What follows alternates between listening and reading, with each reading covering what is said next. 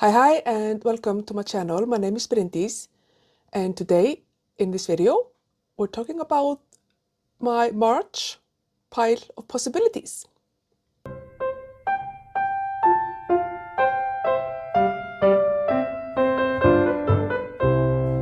So I'm actually filming this a few days in advance because I don't have time to film in a couple of days before the 28th of February when this video is airing. So I'm in the middle of 3 books at the moment.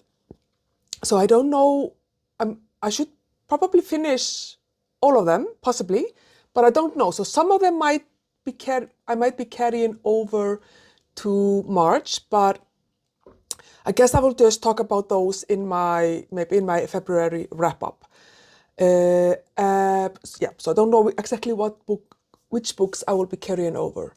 And also, I didn't get to all of the books on my February pile of possibilities, but I will also talk about them, I think, in my February wrap-up, because maybe I will get to more of them. Like, there's still a week left, almost, or 6 days left of the month.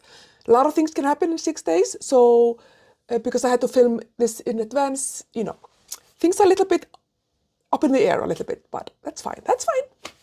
As you can see, I'm in a different location, or maybe you can't see that, but I've moved my physical TBR shelves to a different part of my apartment. So now I can sit in front of them. As you can see, all of them here, or majority of them. I have my trusted TBR jars for my classics and the non-classics. And I think in March, I think there are possibly two reading events that I want to take part in. So there is March of the Mammoth, although I think I've seen other people talking about it, but it hasn't been announced officially. But anyway, I'm gonna do March of the Mammoth, which means to read the book that is over 800 pages. But I also want to do Mayhem Mystery Murder March. No. I'm gonna cheat a little bit with that event because they have like prompts that you can choose between. But I've decided what books I want to read for that. So, I have a couple of things already laid out for what I want to read. I'm gonna possibly carry some books over. We'll see about that from February. And then also I wanna do my TBR jars. So let's just dive into it. So March of the Mammoths. This is the first book on my pile of possibilities for March. This is The Priory of the Orange Tree by Samantha Shannon. I've had this on my TBR shelves for about a year now. I think it's about time that I read it. And I'm definitely looking forward to it. I am almost finished with the last book in the Mistborn series. Spoiler for my February wrap-up. But yeah, so I think I will have space for a different fantasy.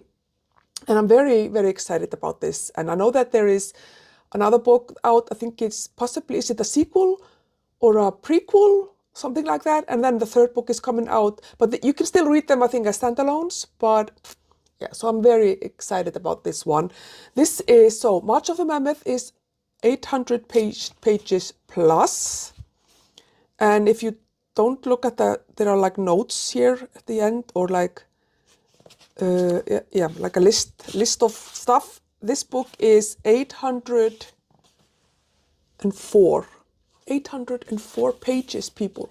And I don't think I have this book I don't have it as an audiobook, I'm pretty sure. So I will have to physically read this chunker, but I'm excited about it for sure.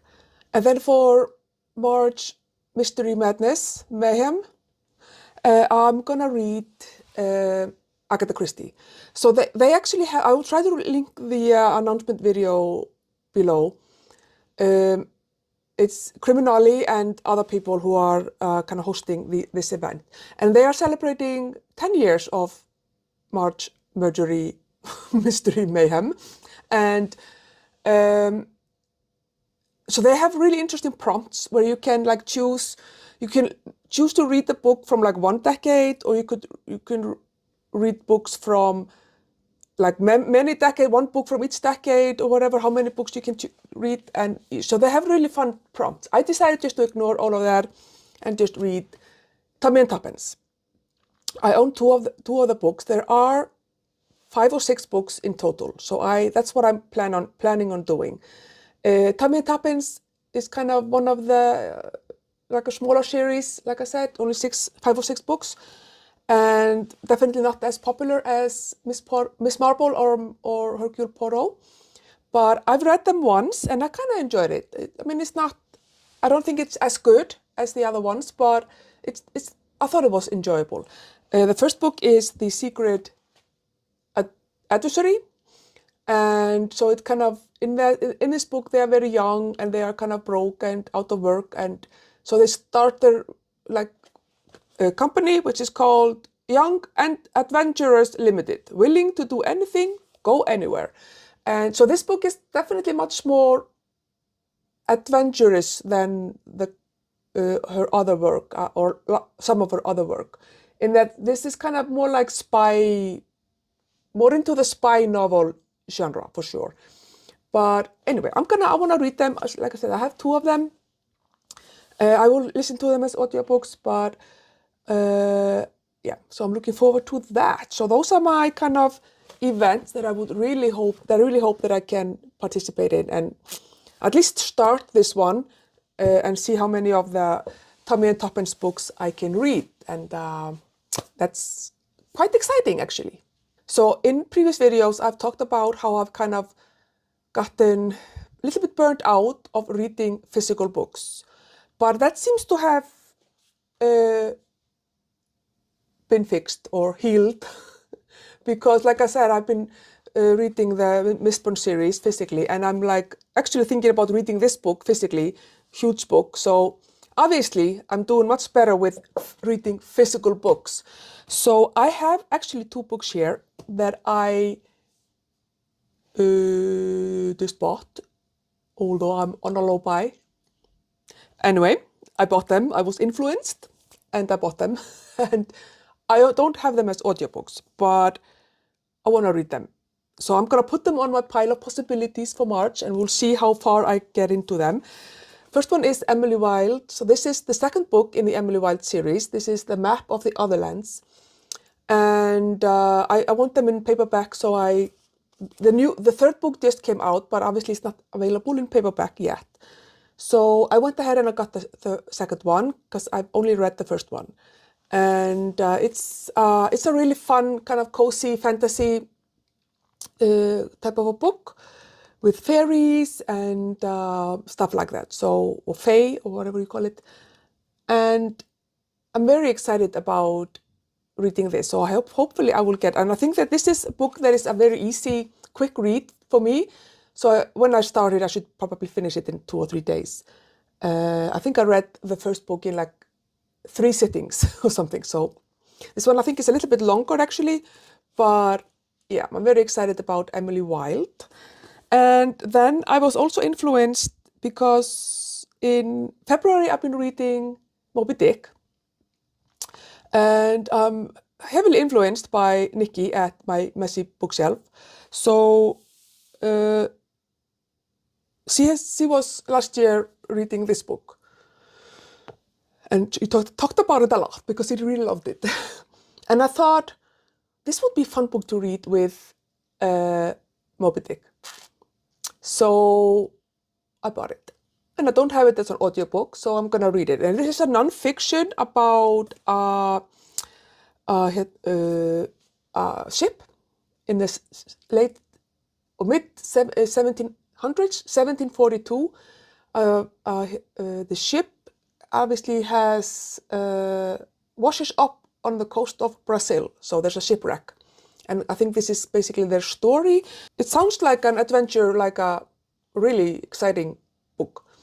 Anyway, I'm looking forward to reading this book, and hopefully I will get to it in March. March is a long month, but it is definitely a stretch. I'm not gonna lie, getting through all of these 3 books in physical form is gonna be a stretch for me. But it's a pile of possibilities, so we'll just go with the flow. So now I need the classics. I need classics here. Because I am reading a fantasy, a non-fiction, and Emily Wilde, I think I'm actually gonna... No, okay. I will draw one from here, and then we will just see if I will not have it as a priority necessarily. I'm not really into...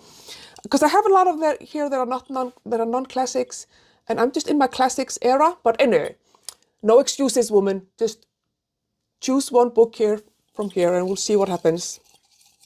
I will allow myself to veto if I'm like absolutely not at all interested. Okay. Let's see. Is it? Oh, The Alchemist. Oh, you can see that. The Alchemist. Okay, I have it in the Icelandic translation. Yeah, I think I can put that on my pile of possibility. It's like 186 pages, so and I do have it as an audiobook, obviously. One of the 10 best books in the entire world, in the universe. Obviously, Paulo Coelho is a very famous author. The Alchemist is like, yes, so it's Santiago, North Africa. Oh, I have no idea, but it's a very famous book, and I will put it on my pile. I will put it on my pile. And then we have the classics. So I have here 1, 2, 3, 4 plus, yeah, I have a lot of books already on my pile, but I think I want to get at least 2 classics just to kind of see where it takes me. I do have a couple here, like you said, that I vetoed, that I'm not gonna read. Like, I know there are gonna be books in here that I'm not gonna be in the mood to read. So I'm gonna allow myself to veto as many as I can, because some of my classics are just, you have to really want to read it at the moment. I don't want anything that's gonna be too difficult, too long, or too emotionally heavy, because I need to protect my mental health at the moment. So my class, let's pick 2. Let's see what happens. Oh my goodness, it's very exciting. Okay. Number 1.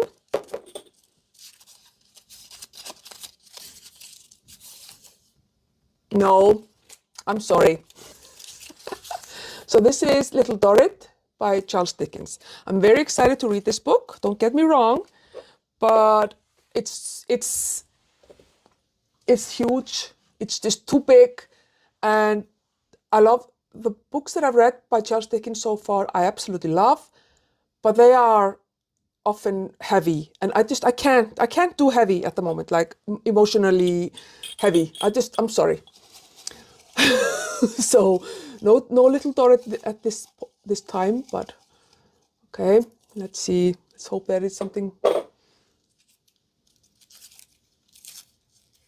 Oh my God.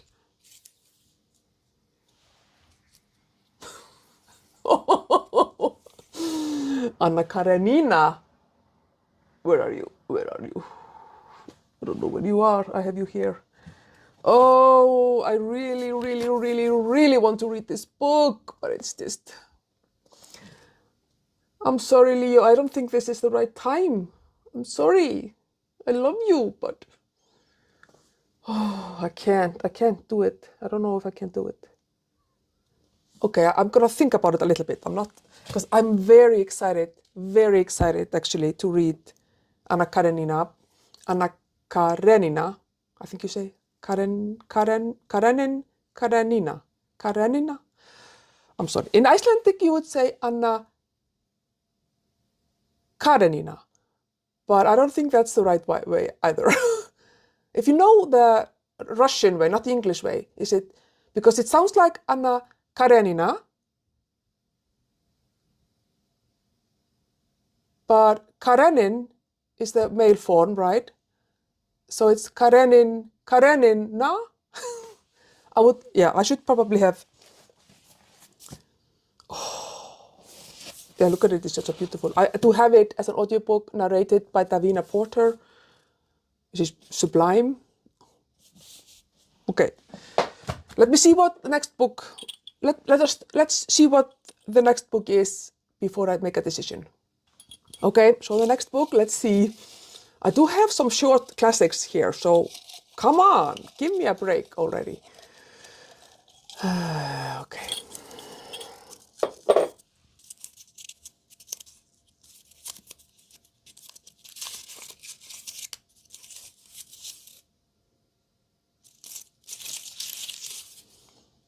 Roxana by is it William Defoe? What's your name? Where are you? Where are you? Okay, so I have it here. Roxana by Daniel Defoe, sorry. It sounds very interesting. It's about Roxana, or Mademoiselle Below, who's a courtesan, and but it's a tragic life. Oh, this is not going very well, is it? Okay, I think I'm gonna choose one more, and then I can decide which two classics I will do. Okay? Okay. Let's hope.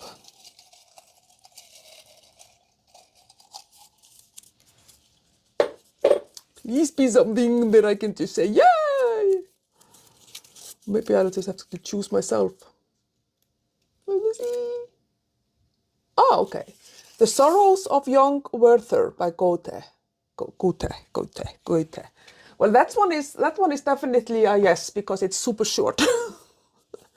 And I've actually wanted to read this for a while. So this was, I think this is an 18th century one as well, or very early 19th century.